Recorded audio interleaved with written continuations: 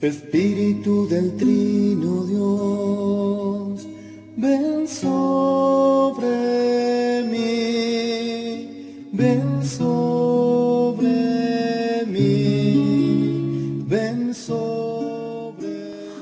Hola a todos, una alegría encontrarnos nuevamente para seguir meditando la palabra de Dios junto con los íconos. Este tercer domingo de Cuaresma nos trae un nuevo momento fuerte en la vida de Jesús. La palabra nos lleva a encontrarnos con el Evangelio de San Juan, en este caso en el capítulo 2, versículos del 13 al 25, donde nos va a presentar unas escenas muy vívidas, muy fáciles de imaginar o de encontrarnos con ellas, ¿no? Es la explosión de los mercaderes del templo y el anuncio de Jesús del nuevo templo que es Él. La semana anterior nos habían traído la palabra de la transfiguración, también, ¿no?, el anuncio de su pasión, acompañados por las figuras de Moisés y Elías, un momento también para ir preparándonos para esta Pascua que llega al final de esta Cuaresma, ¿no? Pero en este momento el Señor nos va a plantear, a través de este texto, el meditar nuestra actitud interior, de qué forma vivimos el culto, de qué forma nos acercamos al templo. Porque al fin y al cabo el templo va a ser Él mismo. Así que bueno, vamos al texto, vamos a leerlo. Dice así: se acercaba a la Pascua de los judíos, Jesús subió a Jerusalén y encontró en el templo a los vendedores de bueyes, ovejas y palomas, y a los cambistas sentados delante de sus mesas. Hizo un látigo de cuerdas y los echó a todos del templo, junto con sus ovejas y sus bueyes.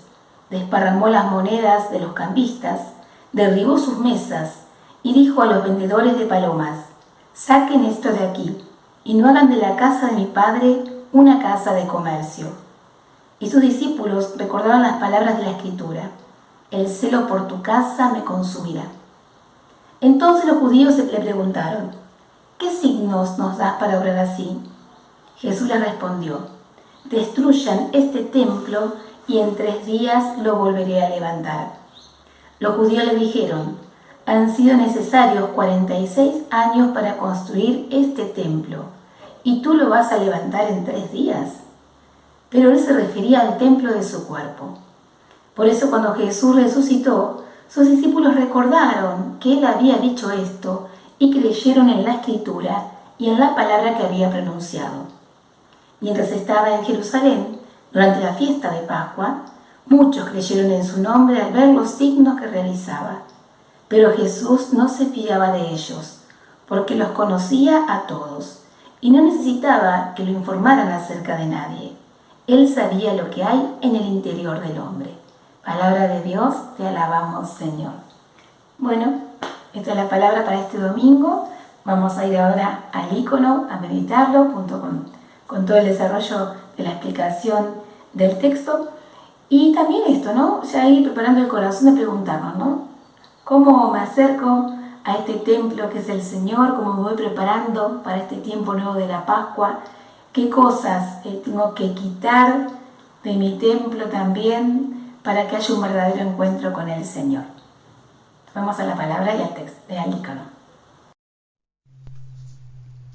Bueno, tenemos adelante nuestro ahora el ícono, la imagen que nos trae este texto que nos representa el Evangelio de San Juan en la expulsión de los mercaderes del templo y manifestándonos a Jesús como el nuevo templo. Vamos a ver los detalles de esta imagen y después vamos a pasar a profundizar bien todos los elementos. Vamos a primero encontrarnos con Jesús de pie, una actitud sorprendente ante los otros íconos que venimos contemplando de él, un Jesús con un rostro severo, con la mirada penetrante, toda su persona, si miramos hasta sus pies, que se asemeja mucho a la postura de los pies en el icono de la Anastasis, ¿no?, donde también él está rompiendo ahí las puertas del abismo, destruyendo el poder del mal, destruyendo el poder de la muerte. Acá en este caso se enfrenta ante este desorden que ocurre fuera del templo, que es todo este comercio alrededor del culto divino, ¿no?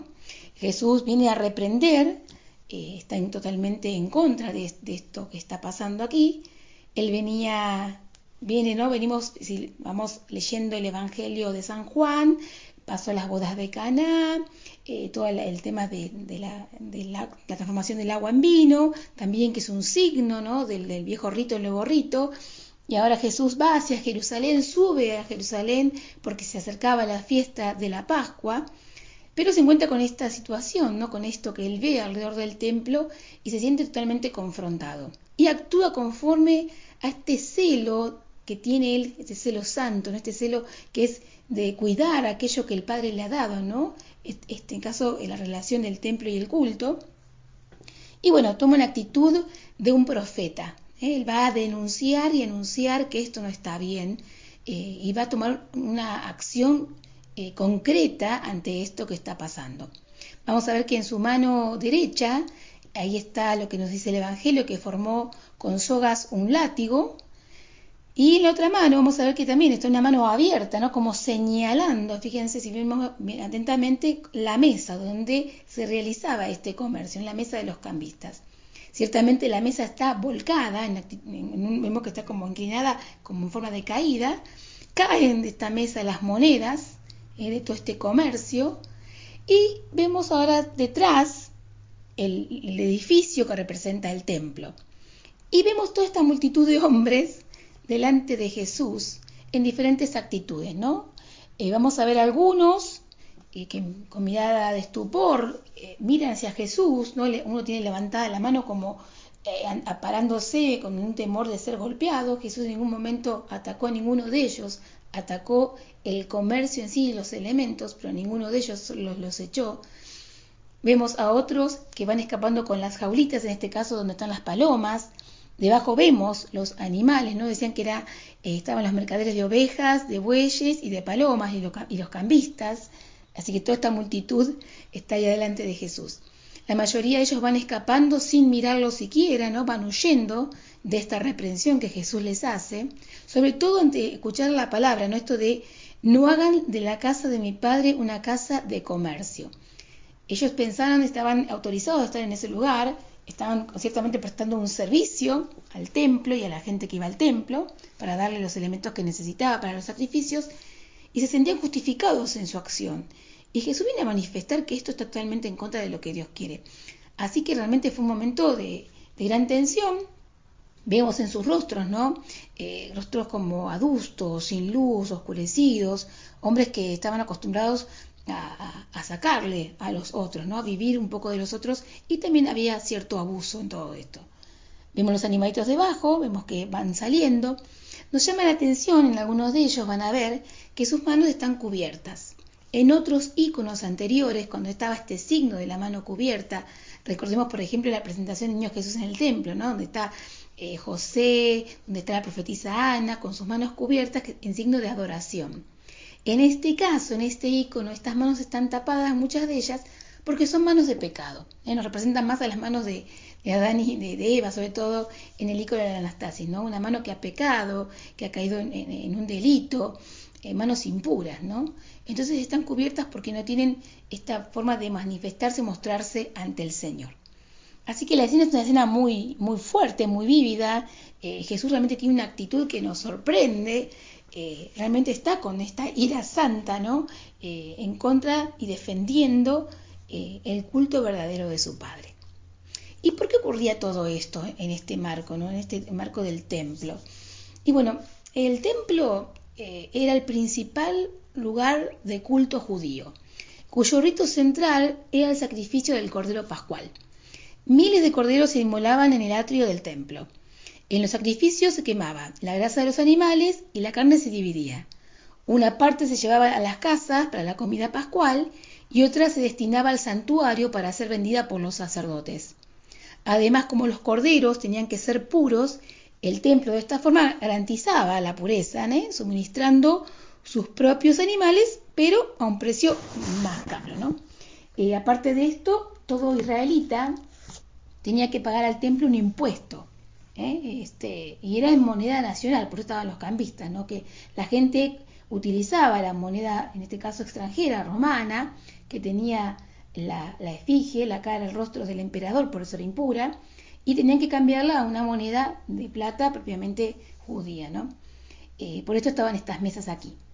Y con el correr del tiempo, claro, el templo se enriqueció con todo esto, ¿no? Tenía campos, rebaños, carnicerías, curtiembres, talleres de hilados, de confección de lana y cientos de trabajadores, ¿no? Llegó a ser una poderosa empresa administrada por los sacerdotes que amasaron grandes fortunas con aquel negocio abominable, ¿no? ¿Y qué pasaba? Nadie criticaba esta corrupción. Ni los nacionalistas, los celotes, por ejemplo, que eran este grupo revolucionario, que veían el templo como el símbolo de la nación, por lo tanto no decían nada.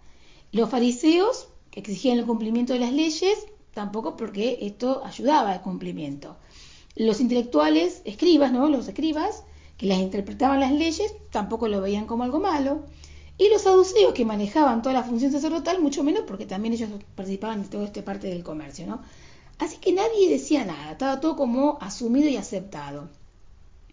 ¿Qué hace Jesús? Jesús, ante esta caminata que realiza, no se deja impresionar por la riqueza y el poder de esta institución, ¿no? Su conciencia crítica lo lleva a desenmascarar aquella perversión. Su gesto no es un simple arrebato de ira, sino que expresa la actitud valiente de los grandes profetas. Recordemos, ¿no? Amós, Miqueas, Isaías, Jeremías, que habían denunciado la injusticia y dado su vida por la defensa de la verdadera religión. Expulsando a los mercaderes, Jesús reprueba aquella corrupción insoportable que consiste en usar a Dios para obtener ganancias y oprimir a la gente. El templo, el mundo de lo religioso, no puede dividir a las personas generando privilegios y poderes indefendibles. Recordemos que Jesús siempre se va a poner del lado de los débiles, de los vulnerables. Recordemos a Jesús presentado en el templo ofreciendo a su Padre la ofrenda de los más pobres, 2 pichones de paloma, ¿no? Jesús era un muchacho, un hombre pobre, un hombre de su pueblo. Y estos eran el mundo de los grandes privilegiados, que abusaban y usaban su poder religioso para vivir una vida de mucha opulencia. Ante esta actitud, en diferentes partes de diferentes corrientes teológicas y demás del estudio de la palabra, interpretan diferentes cosas, ¿no? Y me pareció bueno leérselas, comentárselas, para que también nos vaya dando como una mirada más amplia, ¿no? de este hecho de la expulsión de los mercaderes. Entonces dice así, una corriente, por ejemplo, interpreta como una reacción de Jesús esto, ¿no? Frente a los abusos de los mercaderes. Jesús actuó conforme a la ley, impidiendo un abuso respecto al templo. Algo así como un reformador defensor de la santidad del templo. Es un gesto como purificador. Esto explica de alguna manera que ante el gesto de Jesús no se haya activado ninguna medida represiva de la guardia, sino solo la inquietud de los dirigentes que querían saber con qué autoridad había hecho lo que había hecho, ¿no? Lo que hizo, ¿no?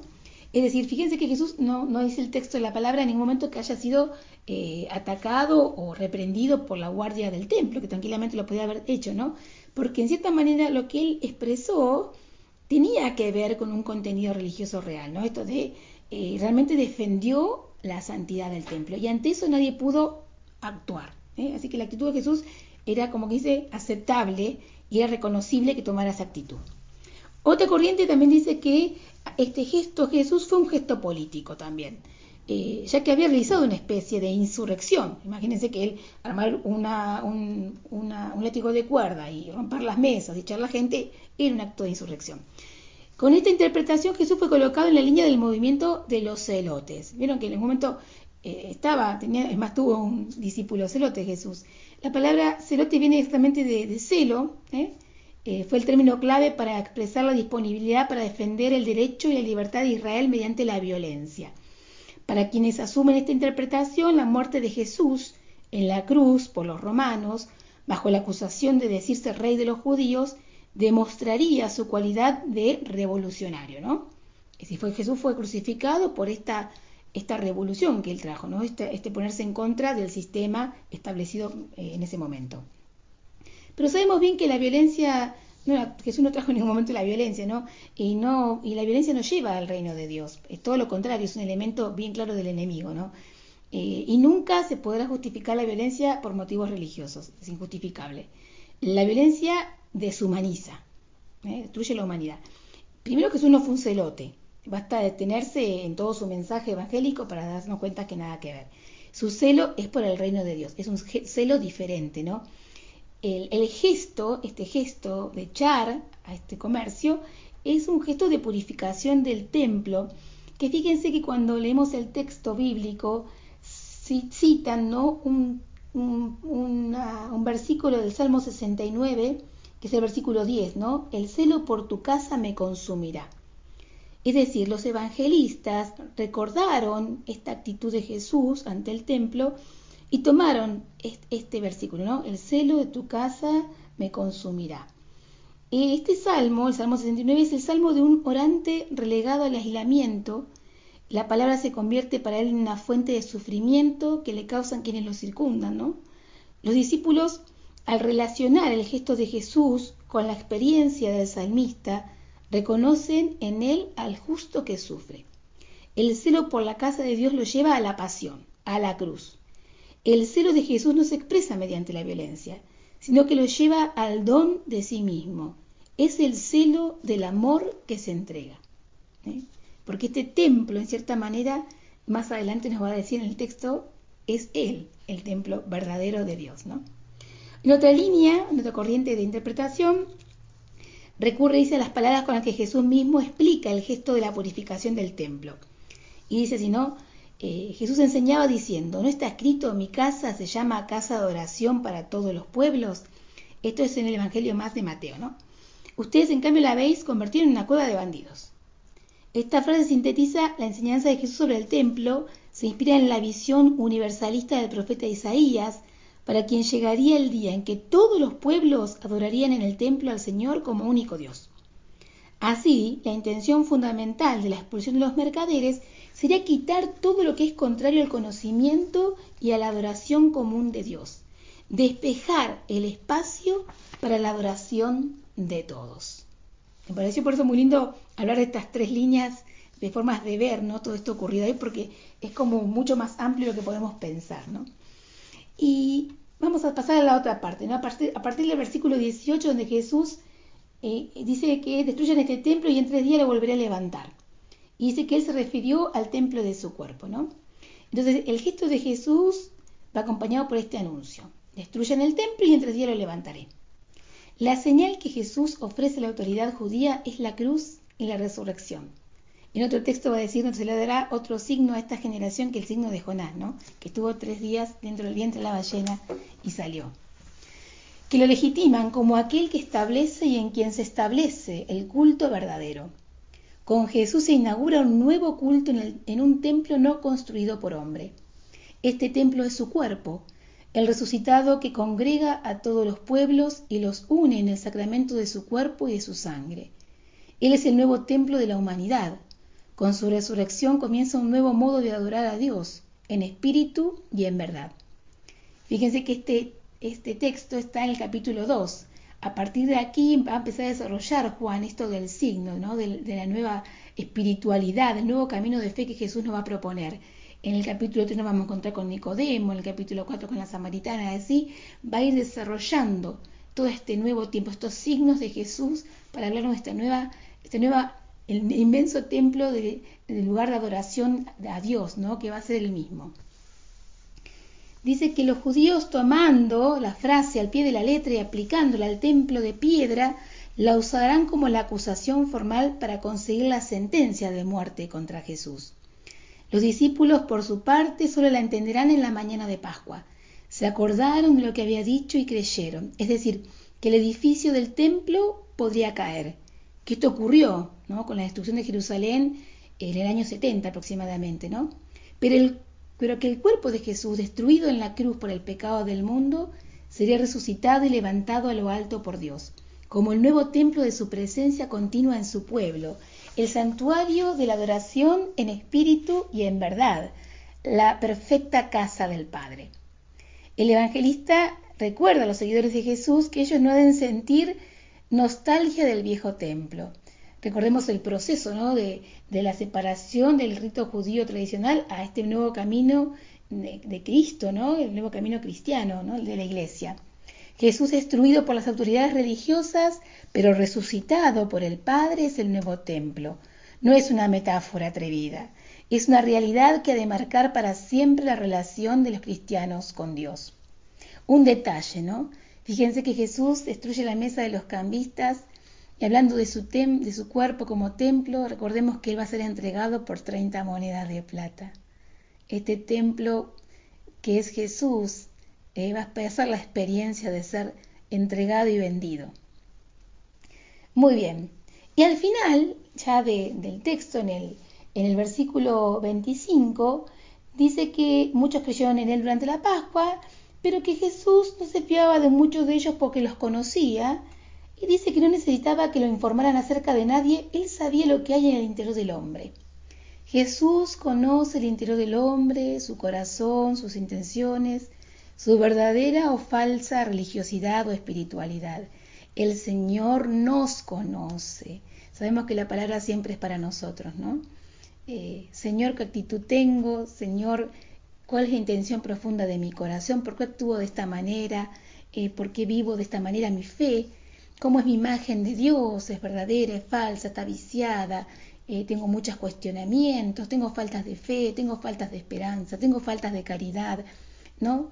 Para tener en cuenta, ¿no? Cuando Jesús se refiere al nuevo culto, me recordaba la lectura de Isaías, ¿no? En el capítulo 1, versículos del 11 al 18, que dice, ¿qué me importa la multitud de sus sacrificios? Dice el Señor. Estoy harto de holocaustos de carneros y de la grasa de animales cebados. No quiero más sangre de toros, corderos y chivos. No me sigan trayendo vanas ofrendas. El incienso es para mí una abominación. De sus lunas nuevas y solemnidades las detesto con toda mi alma. Se han vuelto para mí una carga que estoy cansado de soportar. Lávense, purifíquense, aparten de mi vista la maldad de sus acciones. Cesen de hacer el mal, aprendan a hacer el bien, busquen el derecho, socorran al oprimido, hagan justicia al huérfano, defiendan a la viuda. Vengan y discutamos, dice el Señor. Aunque sus pecados sean como la escarlata, se volverán blancos como la nieve. Aunque sean rojos como la púrpura, serán como la lana. Ella ahí, Isaías nos anticipaba, ¿no? El Señor se revela ante ofrendas vacías, ante entregas, ¿no? O promesas que le hacemos, pero que en el fondo están buscando siempre salirse con un deseo egoísta. El Señor quiere que actuemos en misericordia con los demás y este es el verdadero sacrificio, el verdadero culto, la verdadera ofrenda que Él desea de nuestros corazones. Fíjense que si hay una verdadera violencia que el Señor quiere que hagamos, es la violencia para sacar de nuestro templo todas aquellas cosas que nos impiden un verdadero culto. Este es el trabajo de esta Cuaresma, purificar nuestro templo. Y si hay un verdadero celo, es el celo por dar la vida por los demás, que es el celo que tuvo Jesús. Este es el celo por la casa del Padre.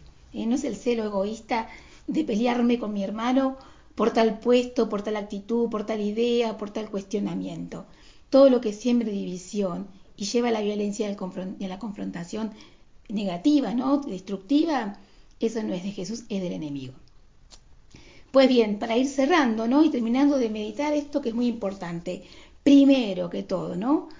Nosotros somos también el templo de Dios. Lo dice San Pablo. ¿No saben que son templos de Dios y que el Espíritu de Dios habita en ustedes? Si alguno destruye el templo de Dios, Dios lo destruirá a él, porque el templo de Dios es santo, y ese templo son ustedes. 1 Corintios 3, 16. Cada uno de nosotros es un templo para Dios. Y guay de aquel que intente hacerle algo a este templo que es cada uno de nosotros, porque el mismo Señor vendrá a limpiar su templo. Cuidado como hablamos de nuestros hermanos, de nuestros hijos, de nuestros familiares, aún de nuestros enemigos, porque también son en cierta manera el lugar donde el Señor se encuentra. El pecado, el mal de este mundo destruyen el templo santo que es la persona humana. Con nuestros desórdenes personales llenamos el templo que somos nosotros con otros dioses, con objetos de nuestro interés, que son indignos del lugar santo. Convertimos nuestro templo en un lugar de comercio. El Señor viene y limpia, recupera y rehace. Segundo, San Pedro en su primera carta da un contenido comunitario a la imagen del templo. El templo es la comunidad y dice, Ustedes como piedras vivas van construyendo un templo espiritual dedicado a un sacerdocio santo para ofrecer por medio de Jesucristo sacrificios espirituales agradables a Dios. Primera de Pedro 2, 4, 5. La comunidad eclesial es el nuevo templo. La ofrenda de nuestras vidas entregadas a la causa de Jesús y su reino es el sacrificio espiritual agradable a Dios. En este templo todos somos necesarios, como son necesarias todas las piedras del edificio. Formamos una unidad por encima de raza, lengua, nación, condición social, económica, política. No hay poderes, hay servicios diversos, hay carismas, dones que Dios distribuye para que actúen en comunión y se pongan a disposición de los demás, a fin de constituir un cuerpo en el que no haya ninguna división. Y para terminar, toda persona es el templo. Dijo Jesús, todo lo que le hagas al más pequeño me lo haces a mí. Todo lo que no le hagas al más pequeño no lo haces por mí. Cuánto abuso de poder político, económico, de religiones, de sectas, la trata de personas, violaciones, violencia, totalitarismos, el mundo de la moda, la cibernética, la tecnología, la ciencia, cuántos abusos hacia lo humano, cuánta destrucción de los templos que Dios ama. Jesús vino a liberar. Y también nosotros como bautizados somos profetas enviados a tener este gesto de tomar la decisión y de realizar acciones en favor de la defensa de estos templos que son cada uno de nuestros hermanos, ya sean dentro de la iglesia, dentro de nuestros hermanos en fe o todos los seres humanos. Así que podríamos terminar como dice el Papa Francisco, ¿no? Y la gran casa de todos, el gran templo de todos, que es toda la creación que el Señor nos ha dejado para que cuidemos y entre todos podamos compartirla y disfrutarla.